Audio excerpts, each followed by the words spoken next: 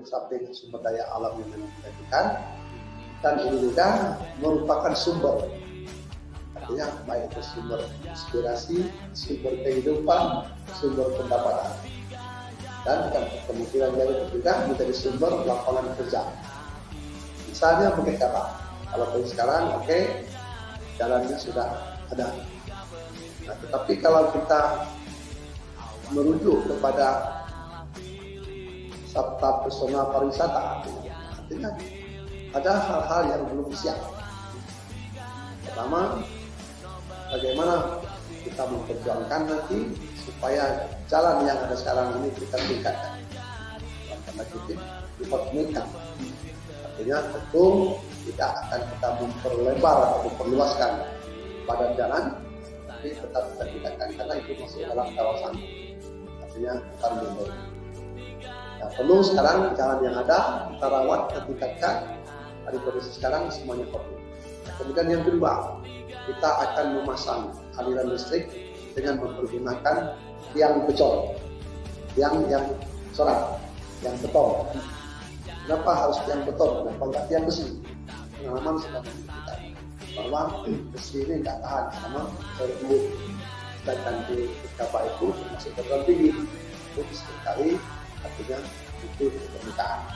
Makanya kita mempergunakan yang col, kemudian mempergunakan kabel optik. Kenapa harus kabel optik? Kenapa tidak pakai seperti yang kita lazim gunakan seperti kawat atau besi lembaga kesehatan?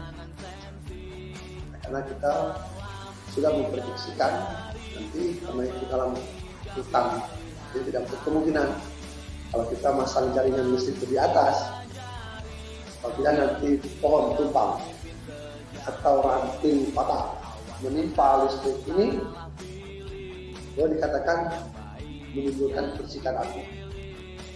Artinya ketika musim hujan mungkin aman, kalau musim kemarau timbul percikan api yang terjadi kebakaran hutan. Maka kita berpikir dengan kita melihat beberapa tempat seperti di Batam itu kabelnya hampir semuanya di bawah tanah. Artinya kalau itu lebih aman pada posisi itu. Nah, kemudian yang kedua di atasnya kita mempersiapkan lahan, artinya semaksimal mungkin. Pertama untuk lahan parkir, kemudian yang kedua untuk tempat kita melaksanakan ibadah atau mushola atau masjid. Nah, kemudian yang ketiga menyediakan tempat orang istirahat. Yang kelima membuat tempat masyarakat untuk berjualan ataupun berdagang jenis-jenis apakah khas daerah ataupun jenis makanan-makanan. Tidak untuk kemungkinan juga nanti kan seperti baju dingin, artinya jaket, karena itu kan puncak tertinggi. Artinya mungkin tidak semua nanti pengunjung itu siap dengan baju jaket, atau tidak untuk kemungkinan tidak ada pengunjung itu akan melakukan menginap di atas sana. Yang selain itu kita mempersiapkan juga air bersih. Tinggal nanti kita pengaturan naiknya jam 6 pagi sampai jam 12 siang, jam 12 siang sampai sore turun. Nah, tentunya dengan seperti itu akan mendatangkan pariwisata.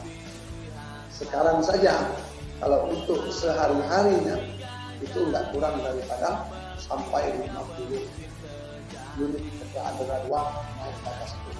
Atau dengan sebutan kita di sini ojek. Itu bayar tuh. Jadi per orang bayar sampai 10.000. Nah, kalau itu nanti sudah jalan konflik, artinya ini yang akan kita bisa menarik produksi. Nah, tentunya juga seperti kami katakan tadi itu meminta lapangan kerja, peluang bagi masyarakat kita yang lebih. Kemudian yang kedua, kemungkinan akan menghasilkan uang. Dengan hasil uang itu akan meningkatkan juga target PAD kita. Karena PAD ini penting bagi Samsul dan Hendra sepanjang tidak memberatkan masyarakat. Karena PAD juga salah satu indikator dalam menentukan besar kecilnya APBD ataupun ukuran dana dari pusat ke kabupaten kota, termasuk dengan jumlah penduduk. Nah, begitupun dengan yang lain, artinya seperti sifat air panas. Seperti hari-hari besar itu kewalahan kita. Kadang-kadang 25 Desember, Natal, Tahun Baru, Tahun Lebaran, Idul Fitri, 2, 3 sampai 4 hari itu mobil masuknya gampang, tapi keluarnya tidak bisa karena jalan itu kalau menurut kami belum memungkinkan, karena masih perlu dibesarkan ataupun dilebarkan lagi ruas jalan tersebut sehingga tidak menimbulkan macet, baik ke arah yang menembus ke daerah Simpang Nangka maupun yang menembus ke sebelah kanan ke arah air Muas bawah. Nah, artinya nanti ketika jalan itu bagus, seperti kabel bagus, begitupun dengan fasilitas lain seperti Danau Lestari, termasuk juga Batu Betiang, masuk Tanah Seribu, dan masuk juga tempat-tempat lain. Sehingga dalam tanggal kutip 1 hari, insya Allah para pengunjung itu bisa melakukan kunjungan di beberapa tempat wisata. Kalaulah artinya jalannya bagus, fasilitas memungkinkan, kemudian lebih daripada itu, artinya kita juga mengedepankan unsur agama, pendidikan, budaya, karena itu juga syarat mutlak juga. Artinya ketika meyakinkan para wisata itu berkunjung. Kemudian yang tak kalah penting, kesadaran masyarakat mendukung program pemerintah dan dapat ikut serta menciptakan rasa aman dan nyaman di kabupaten Bojong. Tanpa itu, sehebat apapun kita selama yang kita siapkan, mungkin bisa akan berani untuk berkunjung ke Bojong. Kemudian yang tak kalah pentingnya lagi, sejak April 2020 yang lalu, bahwa kita dilaksanakan untuk pembuatan jalan tol Lubuk Linggau Bengkulu, Bengkulu Lubuk. Nah, artinya kita tidak suka untuk posisi peta Curug ini, insya Allah tidak dilalui lagi kendaraan dari Lubuk Linggau, dari Palembang, Lampung, Bengkulu pasti melalui tol. Sementara tol itu sendiri posisinya kalau tidak salah paling lebih kurang ujungnya wilayah Telkom yang yaitu di daerah Kota Padang. Kemudian Sinar Dataran terus ke daerah Kepayang. Kita jalankan pintu tolnya, pintu tolnya saja, insya Allah itu tidak kebagian. Nah, artinya dengan adanya pariwisata ini tadi, dalam tanda kutip, tidak saja masyarakat itu berjangkau dalam posisi urusan tertentu saja, atau urusan penting saja. Lebih daripada itu kita berharap masyarakat di luar jangkau itu, baik itu Lingkar, Jambi, Palembang, dan sebagainya termasuk Bengkulu, berjangkau karena ada nilai plusnya dari sisi berpariwisataan. Kalau mereka banyak berkunjung, pasti mereka itu nanti melakukan hal-hal antara lain berbelanja. Artinya dengan orang berbelanja ataupun menjalin transaksi, pasti terjadinya perputaran uang. Nah, contoh seperti di Bukit Kaba, dari simpang SPN Bukit Kaba sampai ke Bukit Kaba. Nanti kalau memang situasi jalan itu seperti sekarang sudah bagus, pariwisatanya bagus, masyarakatnya ramah, petani siap, mari kita melakukan usaha-usaha menjualkan hasil pertanian kita dengan mempergunakan ya seperti paksel atau hasil-hasil kerajinan ataupun hasil-hasil industri kita ataupun keterampilan-keterampilan pemuda-pemudi kita. Apakah itu dalam bentuk terstruktur seperti itu ataupun dalam bentuk luas artinya ekonomi kreatif. Contoh kita lihat di daerah Jawa Barat. Artinya ketika kita mau ke Bandung lewat Puncak, ya mungkin kita sama-sama melihat dan menyaksikan. Hampir setiap jarak itu ada orang berjualan ataupun pedagang dalam bahasa Inggris ini. Di sana kita ada bulu-bulu yang dijualkannya kacang krates, kacang gladi. Artinya kan umbi-umbian ya. Kemudian ada juga seperti ubi. Itu yang banyak dijualkan. Nah, kemudian nah, sementara kita di sini kan seperti di Kecamatan Selupurjang kan lebih populernya agroforestry. Ini kawasan pertanian sayur-sayuran. Nah, ketika sayur-sayuran itu tadi packingnya bagus, kemudian ataupun dengan lain pakainya bagus, dan kita menjajakan sekarang insya-Allah orang pulang dari beberapa turun dan berbelanja sebagai bentuk ya, oleh-oleh atau memang kebutuhan mereka. Jadi kita coba kita rubah, jangan isinya seperti kita olah atau makanan-makanan ringan sekali ini kita buat seperti itu. Tinggal saja nanti artinya kita berani untuk memulaikan itu. Biasanya kita itu tadi hayalan tinggi tapi tidak pernah berani memulai. Ketika sesuatu tidak kita mulai maka tidak akan menjadi akan seterusnya memasukkan ya masuk ke wisata lain. Mungkin itu yang wisata.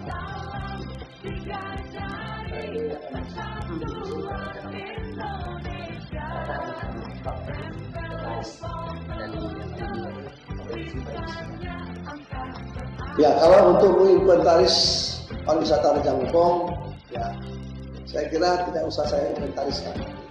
Karena saya kebetulan memang lahir di Curug, memang orang Curug, dan kami memang lama di birokrasi dan pernah juga mendapat ancaman. Jadi kalau kami katakan positif tahu, tak kabur. Tapi insya Allah kami tahu. Misalnya seperti itu. Yang besar itu termasuk berbicara. Dan yang kedua adalah harun pastali. Ketiga termasuk sifat air panas.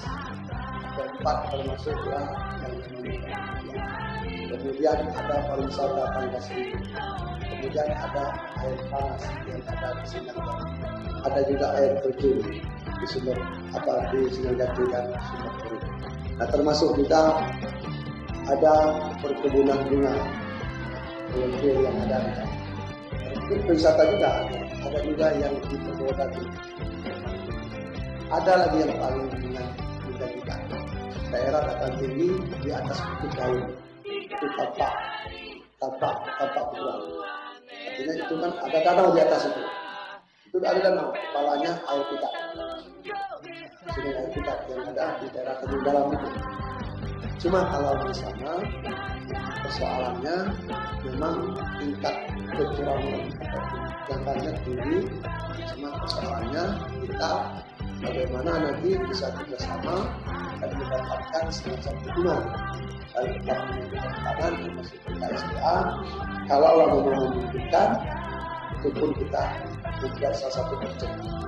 Termasuk juga yang artinya di Sumur Tujuh Warna itu memang itu berbatasan dengan Kabupaten Lebong. Artinya tempat-tempat itu sangat menjanjikan juga. Saking memang dataran tinggi dan suhunya juga sangat ekstrim juga artinya. Nah begitupun dengan Bukit Pasar. Ya, saya berkeyakinan Bukit Pasar itu ketika jalan nanti tempat pulau dari Dusun Sawah ataupun air pikat dari depan itu kita bangun, lalu kita buat seperti tulisan Kepayang itu Curug Kertajama. Kemudian artinya pasti ada listriknya. Kalau listrik masuk ke sana dan kemudian di sini tempat wisata dan tempat persiapan di sana juga lebih bagus karena Selupurjang nampak, daerah Kejalo nampak, laut juga yang ada di Bengkulu juga nampak di atas ketinggian itu. Apalagi Curug, tidak untuk kemungkinan nanti artinya akan kita kembangkan lagi. Syukur-syukur nanti ada jalan keluarnya, ada investasi atau investor yang belum berinvestasi di Kecamatan. Seperti kita buat apa? Yang layang-layang seperti Gantole dan sebagainya kan, ataupun yang pakai payung. Artinya ini semua bisa kita ciptakan di sini dan sangat memungkinkan. Artinya kalau memang kita mengharapkan. Nah tentunya artinya ini kan berproses. Kami melihat artinya beberapa periode sebelum-sebelumnya memang tidak terlalu dikedepankan atau tidak terlalu diprioritaskan pariwisata ini. Karena situasi memang seperti itu. Tapi memang ada juga para pejabat terdahulu, artinya saya menyebutkan nama. Yang penting pariwisata itu, yang penting terkebal rupanya. Ya itu maksud itu. Kalau untuk sekarang, tidak suka tidak suka, artinya itu harus menyatu dengan kondisi kita yang ada sekarang. Kenapa? Kalau soal pertanian, saya kira masyarakat kita cukup mampu kan dari teori dan pengalaman itu tadi. Tapi ketika mereka juga panen ataupun menghasilkan uang dan hal-hal wisata yang kita siapkan, ya syukur-syukur nanti artinya mereka tidak berwisata ke tempat luar. Kalau tidak tempat luar pasti uangnya berputar di sana. Ini mempunyai itu. Nah, itu di sektor pariwisata. Terima kasih sekali. Ya. Jadi kita masuk ke sektor pendidikan. Beberapa pertanyaan yang saya tadi Bapak sesuai dengan permohonan Bapak buat Mas Sahid. Pertanyaannya adalah yang dimaksud baju gratis untuk siswa baru ini bagaimana? Karena masih terdapat miskomunikasi di masyarakat mengenai baju gratis. Ya, memang artinya dalam visi dan misi itu kita tuangkan sedemikian rupa. Tapi kesemuanya ini artinya sebelum kami mengarah ke sana, kami sudah melakukan semacam kunjungan di beberapa desa ya, kebetulan yang ada di Kabupaten Kampar. Nah memang kalau masalah pendidikan ini, bahkan itu juga masalah nasional. Bahkan salah satu undang-undang artinya mengisyaratkan setiap daerah itu minimal 20% anggaran pendidikan itu harus dilaksanakan. Artinya seperti itu. Nah, yang namanya pendidikan tidak saja dalam tanda kutip, artinya kita hanya menuntut ilmu saja, tapi kelengkapan juga harus kita persiapkan. Di antaranya dalam pendidikan kami, berdasarkan juga harapan dari masyarakat, program gratis ini perlu dijaga dilestarikan ataupun diteruskan. Nah, maksudnya begini, kalau dilestarikan itu artinya memang kami memang belum berubah. Nanti program Paijasi artinya pakai gratis sudah. Nah, tetapi artinya ketika aturan berbicara lain, terutama SLTA itu memang di sisi lain kewenangannya ditarik oleh provinsi. Memang dulu sempat berjalan selama 1 tahun dan menurut masyarakat itu sangat membantu. Kenapa kami memprogramkan itu juga artinya sama tujuannya karena dapat membantu masyarakat secara langsung. Karena kebutuhan rumah tangga itu juga besar. Kebutuhan rumah tangga itu kan sisi lain pendidikan ini saya kira hampir setiap hubungan rumah ataupun pasangan muda seperti itu kan memiliki anak seusia sekolah atau baru sekolah. Maka kami sepakat ya, dan memberikan seragam gratis kepada anak SD baru masuk. Ini kelas 1. Kemudian anak baru masuk ke SMP. Artinya kelas 1 juga. Kita kelas 2, 3, 4, kelas 6, atau kelas 1, 2, 3. Anak baru masuk SD dan SMP.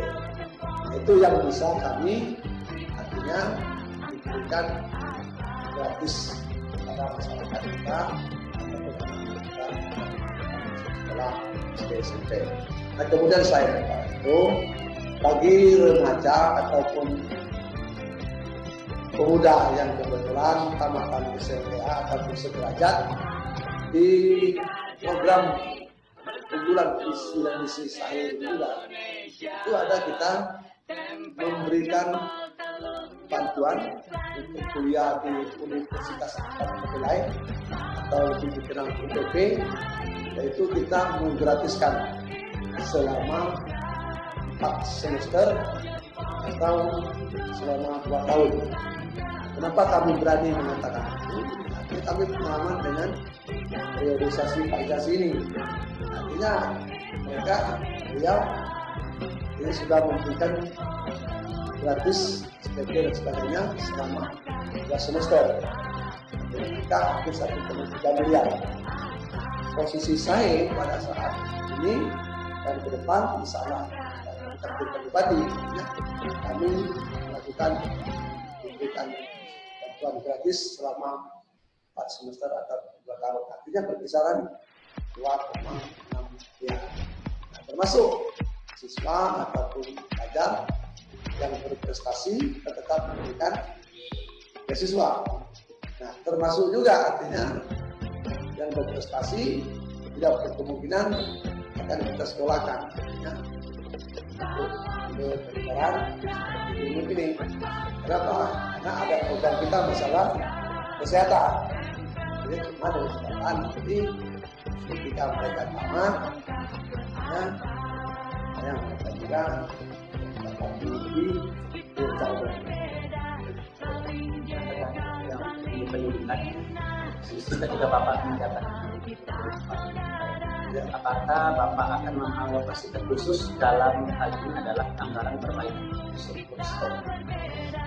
Nah, kalau mengalokasikan secara khusus, kalau untuk sementara ini hasil kunjungan kami ataupun harapan dari masyarakat dari 15 kecamatan ada 2 yang diusulkan untuk stop. Pertama, tempat penong dalam Kecamatan Pirman dulu.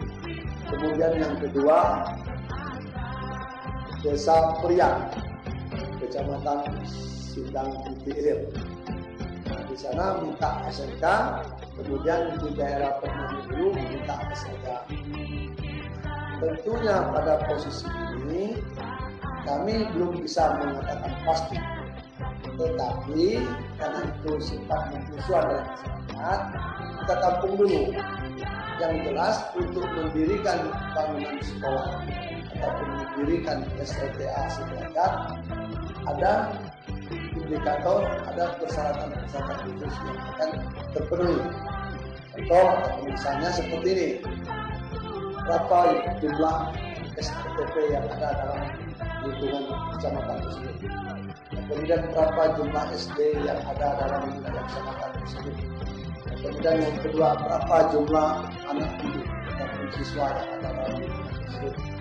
Kemudian berapa jarak dari tempat masyarakat ataupun anak-anak didik untuk berdomisili ke pusat kota atau tempat adanya tersediaannya SLTA sederajat tersebut. Nah, inilah menjadi salah satu artinya bahan-bahan kajian kita.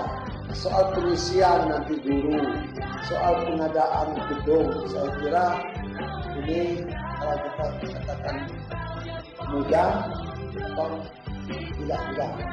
Kalau kita ngomong sulit, tidak juga. Tergantung dengan kita. Makanya kalau kami programkan ataupun menyiapkan anggaran alokasi khusus sepertinya untuk tadi kami berada mengatakan kalau buat dikhususkan artinya tetap ada hitungan. Penting kalau kita khususkan nanti sekolah syarat tidak membutuhkan, percuma juga nanti uang kan bukan juga.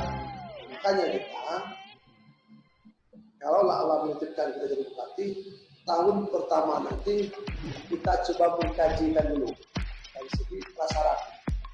Baru tahun kedua baru kita alokasikan anggaran khusus untuk membangun SLTA ataupun SMK sederajat tersebut. Kalau kita mengalokasikan terlebih dahulu, saya kira bisa. Kenapa tidak? Karena anggaran kita ini kan posisi ini yang bisa kita manfaatkan untuk pembangunan tersebut hampir di angka 640 miliar lebih. Nah, dikalikan anggaran kita ini yang kemudian kita ini kan 1,2 triliun. Sementara untuk belanja langsung mulai dari perangkat desa sampai gaji bupati dan sebagainya itu berkisar 500 miliar. Nah, artinya tadi uang itu masih memungkinkan untuk mendirikan bangunan sekolah. Tapi dengan catatan kalau syaratnya tidak indikator itu terpenuhi. Maka kami tidak mau mengecewakan masyarakat sepanjang persyaratan itu ada untuk kami yang akan berjuang untuk ada kemungkinan juga belajar bisa kita serang. Mungkin itu Kita masuk ke sektor terakhir. Nanti saya ingin menanyakan kesehatan. Pertanyaan adalah di Ujung Lebong ini baik kekurangan tenaga kesehatan seperti dokter spesialis. Padahal Ujung Lebong ini sangat membutuhkan dokter spesialis. Bagaimana strategi Pak Samsul untuk memenuhi kebutuhan dokter spesialis? Ini kalau untuk masalah kesehatan ini termasuk prioritas. Nah, yang namanya sehat itu kan mahal. Maka kita sedikit banyak harus dari sekarang dipersiapkan. Langkah-langkah untuk supaya masyarakat kita ini sehat. Lalu kemudian yang kedua, ketika masyarakat sakit, artinya kita juga harus siap. Makanya ada program kita seperti obat gratis. Nah, tugas kita itu kita laksanakan. Memang di sisi lain seperti KIS, kartu Indonesia Sehat itu kan program nasional. Tapi hasil kunjungan kami, tidak semua masyarakat kita memiliki kartu Indonesia Sehat. Maka kami dengan Mas Hendra sepakat artinya membuat program obat gratis kelas 3 melalui Jamkesda. Karena Jamkesda ini bisa digunakan artinya tanpa mereka membayar iuran karena dijamin oleh pemerintah daerah yang dipersiapkan dananya. Itu kami berani mengatakan posisi itu menjadi salah satu sekarang prioritas. Dan kemudian selain daripada itu, artinya untuk bagaimana langkah-langkah ke depan kesehatan ini.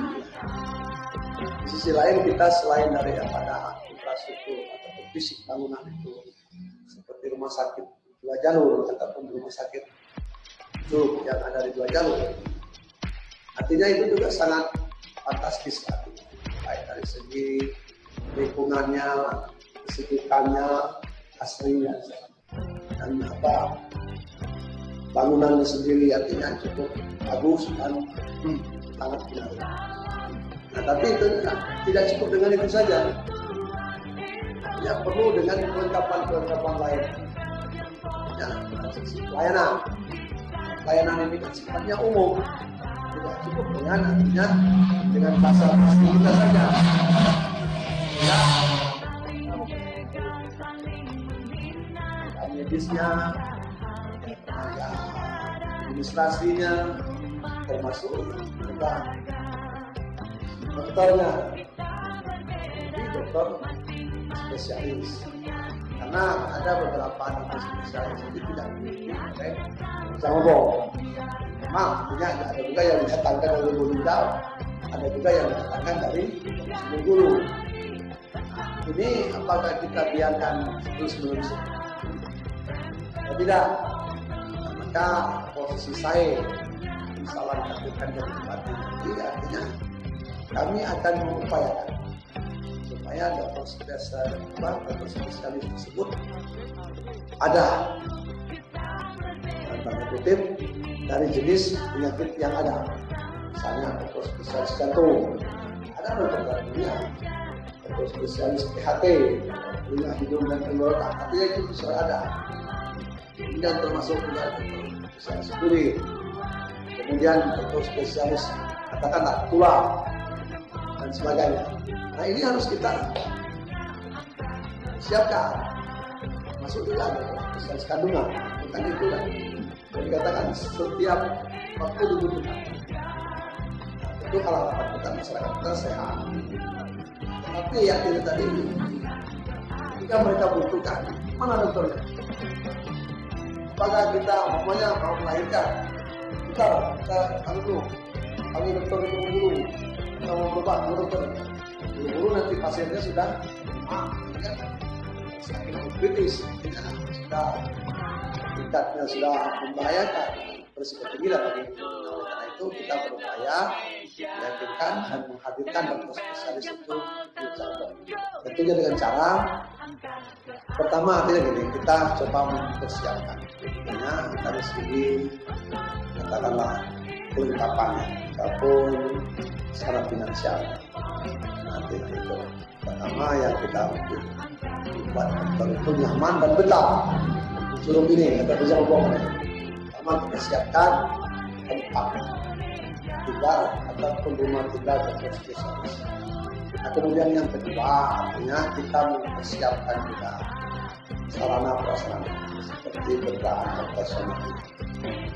Nah, kemudian yang ketiga kita coba mempersiapkan insentif ataupun katakanlah tunjangan daerah dari untuk dokter spesialis tersebut.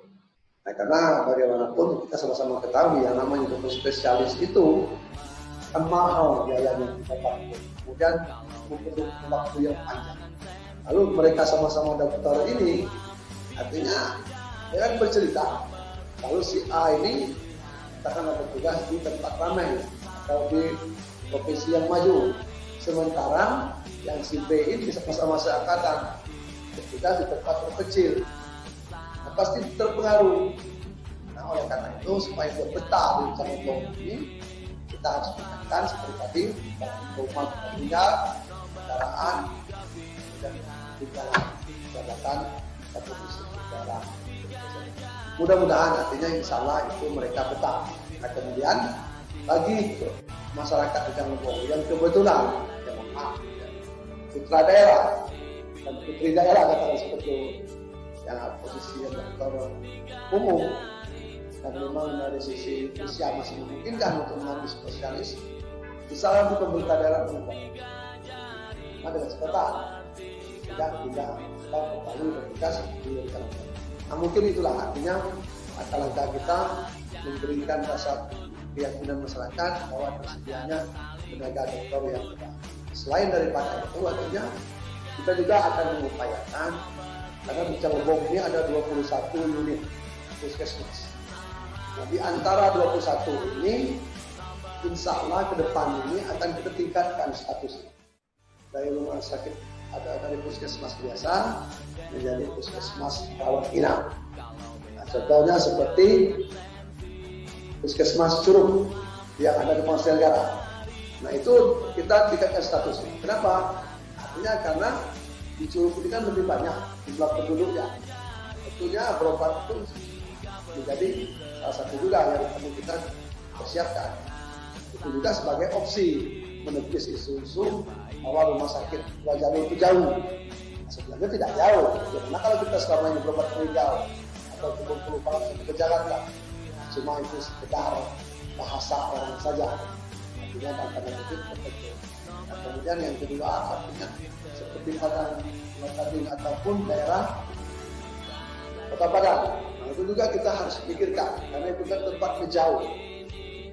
Tempat paling jauh-jauh ke Cirebon atau ke Curug juga jauh. Nah, artinya kita tidak harus memikirkan karena puskesmas ini bisa untuk melaksanakan rawat inap. Nah, tetapi ada juga masyarakat lain mengatakan begini, alhamdulillah bagus rumah sakit ini jalur bagusnya di tempat lama. Begitu enggak? Artinya gini, kalau menurut kajian kami sangat setuju pada posisi rumah sakit sekarang di Jakarta. Nah, soal jarak, saya kira tidak jauh. Tinggal tadi kita membangun infrastruktur jalan, seperti jalan di Desa Padang ke Perumahan PU, bagaimana jalan nanti kita perluaskan lagi jalan itu. Nah, kemudian dari Teladan yang tembus ke Simpang 3, Perumahan PU yang tembus ke 2 jalur, itu kita juga berupaya nanti kerjasama dengan nelayan untuk meluaskannya. Artinya seperti itu. Nah, kalau dikembalikan seperti yang cerita dari luar, mau dikembalikan lagi ke Tunggal, saya kira saya secara pribadi tidak setuju. Bahkan masyarakat di Tunggal itu juga sebagian besar tidak setuju. Karena amdanya ataupun efek daripada rumah sakit itu sangat berpengaruh kepada lingkungan. Karena daerah itu daerah pemukiman dulu, memang tempat perkantoran, sekolah, tapi pada belakang itu rata-rata penduduk daerah berkembang. Ada yang juga yang artinya sampai sumurnya juga mendapat resapan dari air limbah rumah sakit. Kemudian yang kedua, rumah sakit itu pada lantai bawah itu mengatakan kan rumah sakit orang sehat biasa masuk bisa sakit karena kondisinya sangat-sangat memprihatinkan. Karena itu saya secara pribadi terima kasih juga ya dengan Pak Bupati, terutama DPR kita yang menyetujui dan mengesahkan bahwa rumah sakit kita diberikan. Mungkin itu yang bisa kami sampaikan masalah kesehatan.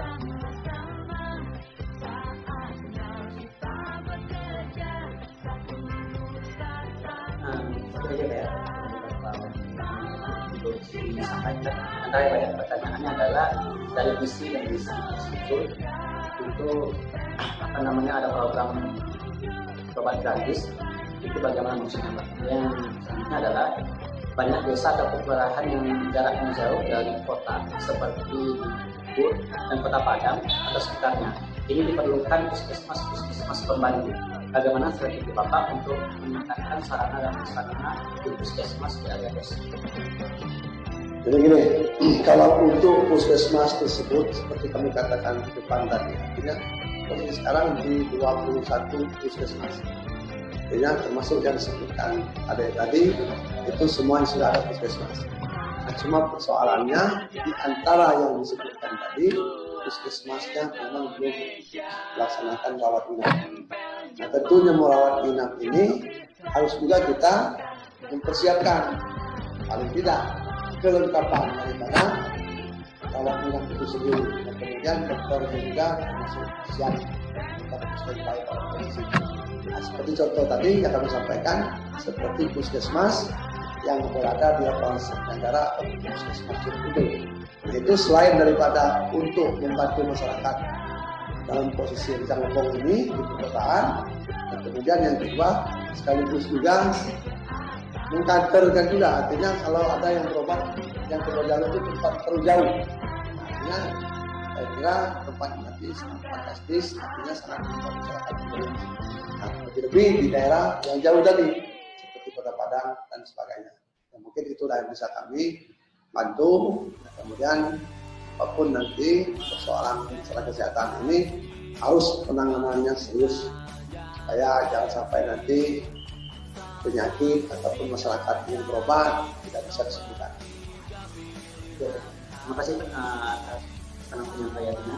Terima kasih kepada kami juga di DPR mengenai program Bapak akan di kedepannya bisa terrealisasikan Pak ya. Karena nanti kalau Allah menakdirkan untuk Bupati dengan ini akan sesuai. Jadi itu dulu Pak, bisa kami tanya Bapak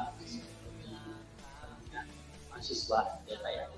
Sampai dengan ini adalah bisa menjadi tegasan baru juga untuk kedepannya kami juga menambahkan daya kami juga Pak ya dalam sektor apapun itu dari pemerintah, pariwisata, pendidikan dan seterusnya yang disampaikan oleh Bapak tadi kami bisa beramalkan semuanya. Baik, itu ya Pak yang bisa sampaikan. Kita akhiri dengan melepaskan lapas hamdalah. Alhamdulillah. Saya dapat saya sampaikan. Assalamualaikum warahmatullahi wabarakatuh. Waalaikumsalam.